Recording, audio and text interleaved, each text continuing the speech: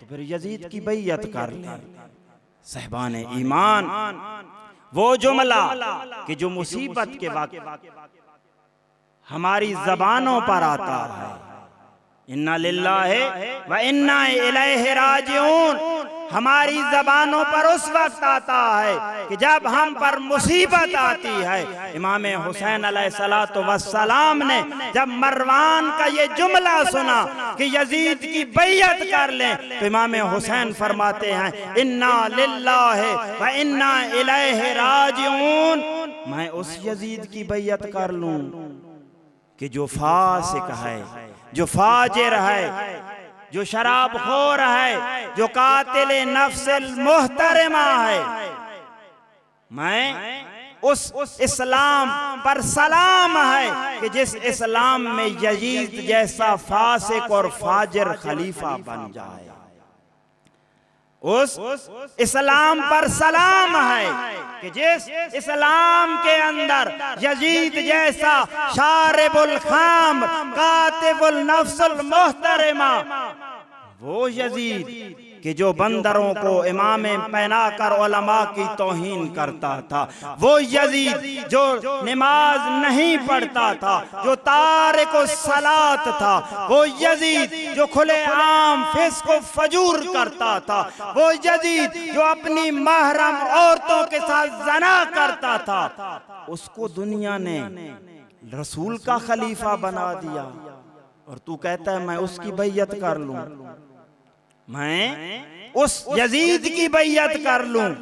इमाम हुसैन ऐसा जुमला फरमाते हैं कि मुझ जैसा यजीद जैसे की कभी भी बैयत नहीं करेगा। इमाम ने ये नहीं कहा कि हुसैन यजीद की बैयत करने के लिए तैयार नहीं, बल्कि इमाम हुसैन फरमा रहे हैं मुझ हुसैन जैसा पूरी कायनात के अंदर यजीद जैसे की कभी भी बैयत नहीं करेगा।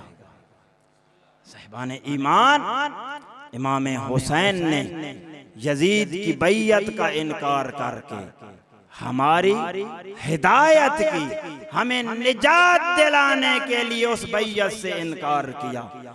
और अपने भाई मोहम्मद हनफिया को जब मदीने से निकलने लगे हैं तो उस वक्त एक वसीयतनामा लिखते हैं और कहते हैं इन्नी लम अखरुजो अशरम वला बतरम वला मुफसिदन वला जालिमन बल इन्नमा खरजतु लितलब इस्लाह उम्मत जद्दी, कि मैं हुसैन ना किसी शरारत के लिए निकल रहा हूँ, ना किसी फसाद बर्पा करने के लिए निकल रहा हूँ, ना दुनिया में जुल्म बर्पा करने के लिए निकल रहा हूँ, बल्कि मैं हुसैन अगर आज खरूज कर रहा हूँ, मदीने से निकल रहा हूँ, तो अपने नाना की उम्मत की इस्लाह के लिए निकल रहा हूँ।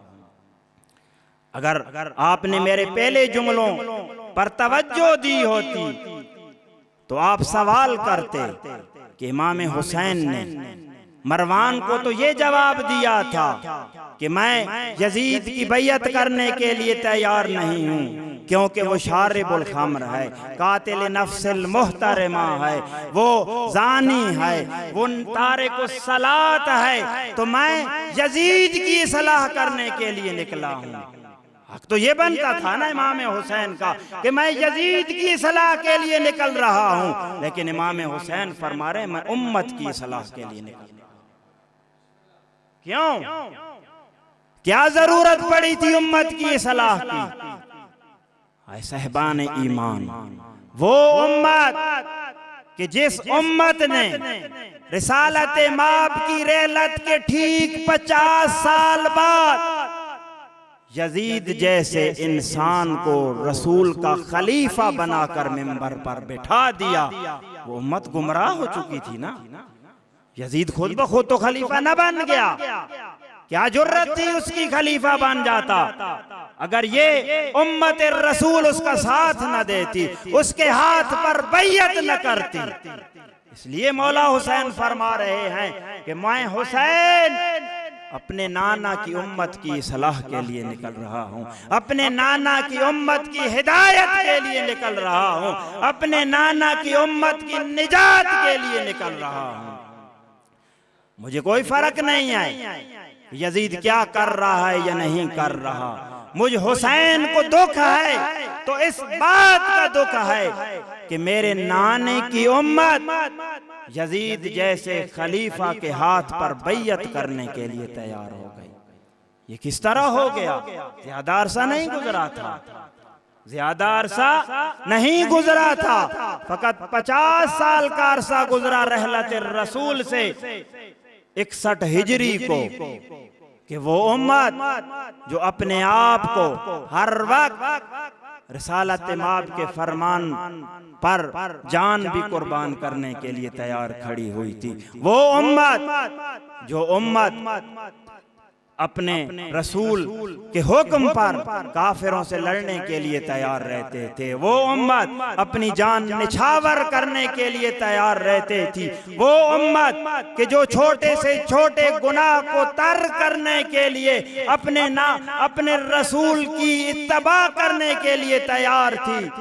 थोड़े अरसे बाद, ज्यादा अरसा तो नहीं गुजरा, 50 साल कोई बहुत ज्यादा नहीं होते, फलक झपकते ही गुजर जाते हैं। उन 50 सालों में इस उम्मत की ये हशर हो गया था कि उस शख्स को रिसालत माब के मिंबर पर बिठा दिया कि जो खुलेआम शराब पीता था। छुप करना, बाज लोग गुनाह करते हैं छुप कर गुनाह करते हैं, बाज लोग गुनाह ऐसी जगह पर जाकर करते हैं जहां उनको कोई देखने वाला ना हो। लेकिन फासिक वो होता है कि जिसके दिल से लोगों का डर भी उतर जाए। बाज लोग गुनाह करते हैं लोगों से छुप कर, लेकिन परवरदिगार फिर भी देख रहा होता है। लेकिन कुछ लोग ऐसे होते हैं कि उनकी जुर्रत इतनी बढ़ जाती है कि वो लोगों की भी परवाह नहीं करते। यजीद इस हालत में था कि मिंबर रसूल पर कभी कभी कुछ दिनों के लिए बंदर को बिठा देता था। ये मिंबर रसूल, इस पर बंदर को बिठाकर पूछता था बंदर से कि आया मैं ये काम करूं या न करूं। अगर बंदर सर को सीधी तरह हिला देता था तो वो काम कर देता था, अगर सर को दाएं बाएं हिला देता था तो उस काम को छोड़ देता था। लेकिन ये उम्मत उस यजीद के हाथ पर बैयत करके बैठी थी। बहुत सारे ऐसे लोग थे जो नहीं चाहते थे ऐसा खलीफा, लेकिन उसके खिलाफ उठने के लिए तो तैयार न थे, उसके खिलाफ उठने के लिए तो तैयार न थे। ऐ साहिबान ईमान, जब एक इंसान सोया हुआ होता है ना, जब एक इंसान को नींद आ जाती है, सो जाता है, तो उसको जगाने के लिए पानी के छींटे दिए जाते हैं, पानी के छींटों के जरिए उठाया जाता है। लेकिन अगर उम्मत सो जाए, अगर उम्मत मुर्दा हो जाए, तो उस उम्मत को जगाने के लिए खून के छींटे देने पड़ते हैं। और अगर उम्मत की हालत इतनी खतरनाक हद तक चली जाए कि वो उम्मत रसूल के मिंबर को पर यजीद जैसे शख्स को बैठा दे, तो उस उम्मत को जगाने के लिए हुसैन जैसे शख्स को अपने खून के छींटे डालने पड़ते हैं। ये उम्मत इतनी सो चुकी थी, ये उम्मत इतनी गुमराह हो चुकी थी कि इसको कोई परवाह नहीं थी कि उस मिंबर पर, कि जिस मिंबर पर उनका रसूल बैठता था, उस मिंबर पर यजीद जैसा शख्स बैठ के,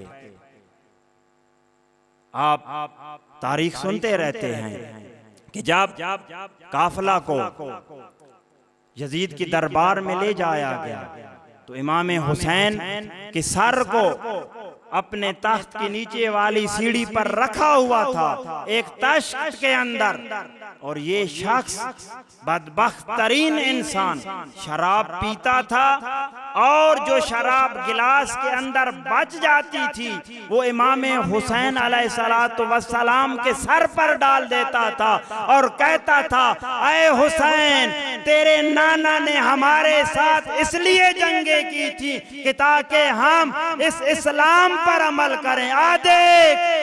आज मैं उस इस्लाम की मुखालफत कर रहा हूं, आज मैं उस इस्लाम की मुखालिफत कर रहा हूं। और शराब के नशे के अंदर ये शेर पड़ता है कि ये जो इस्लाम था ये बनी हाशिम का ढोंग था, ये इस्लाम बनी हाशिम का ढोंग था। कोई वाही नहीं आई थी, कोई मलक नहीं आया था, बल्कि बनी हाशिम ने इस कायनात पर हुकूमत करने के लिए ये ढोंग रचाया था, और इस ढोंग रचाने के बाद हम पर हुकूमत की थी, असलन इस्लाम का इनकार कर रहा था। आप अगर उसके दादे की तारीख पढ़ें कि जब बनी उमैया के हाथ में हुकूमत आती है तो जाता है हजरत हमजा की कब्र पर, और हजरत हमजा की कब्र पर लात मार कर कहता है, आए हमजा, ओहद के मैदान में तू हमारे मुकाबले में आया था ना, इसी हुकूमत के लिए आ देख, ये हुकूमत बनी उमैया के पैरों की खाक बन चुकी है। साहिबाने ईमान, जब उम्मत सो जाती है तो उस उम्मत को जगाने के लिए खून के छींटों की जरूरत पड़ती है।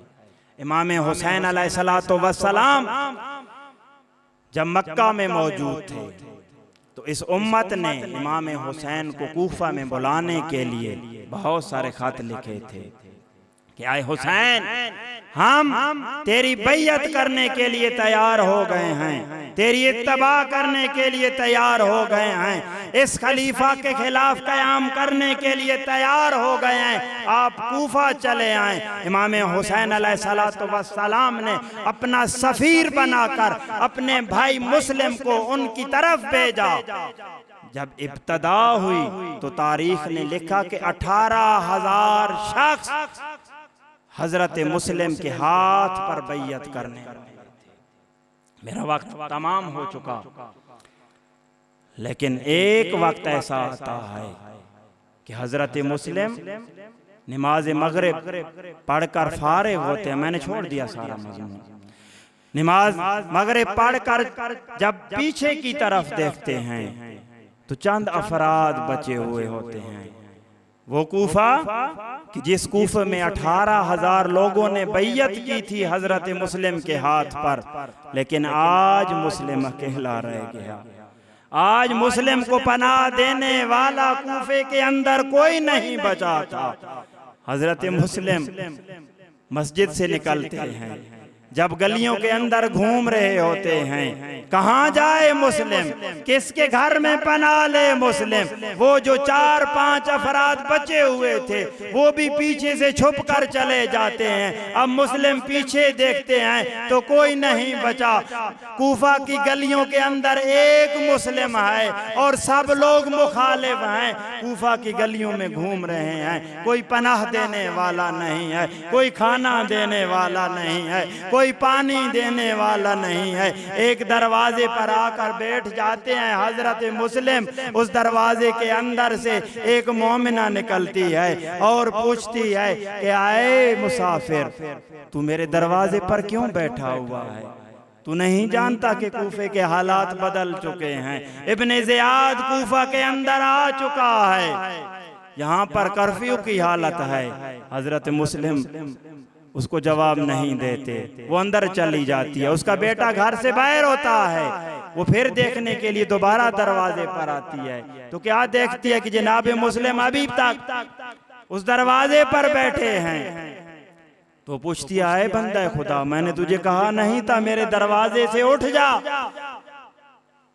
कूफा के हालात अच्छे नहीं हैं। हजरत मुस्लिम कहते हैं, आए मोमिना, मैं कहाँ जाऊं, मुझे पनाह देने वाला कोई नहीं है। यही कूफा था, मेरे हाथ पर बैयत करने वाला कूफा था, अब मुस्लिम को पनाह देने वाला कोई नहीं है। मैं हुसैन का सफीर मुस्लिम हूँ। जब वो मोमिना सुनती है ना कि मुस्लिम है, उसको अंदर लेकर जाती है, खाना खिलाती है, पानी पिलाती है, उसके बाद बिस्तर देती है कि सो जाए। हजरत मुस्लिम कहते हैं कि आए मोमिना, मुझे मुसल्ला ला दे, मैं इबादत करना चाहता हूँ।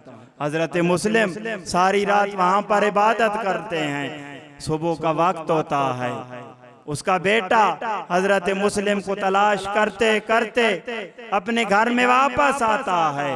जब देखता है कि हजरत मुस्लिम उसके घर के अंदर मौजूद हैं, तो जाकर इब्ने ज़ियाद को शिकायत करता है कि जिसकी तलाश के लिए तू मारा मारा फिर रहा था, जिसकी तलाश के लिए तू अपनी फौजों को कूफा के अंदर दौड़ा रहा है, वो मुस्लिम मेरे घर के अंदर मेहमान है। अज़ादारो, जब वो फौज अश्किया उस मोमना के दरवाजे पर आती है, तो हजरत मुस्लिम को पता चल जाता है कि मुझे गिरफ्तार कर लिया जाएगा।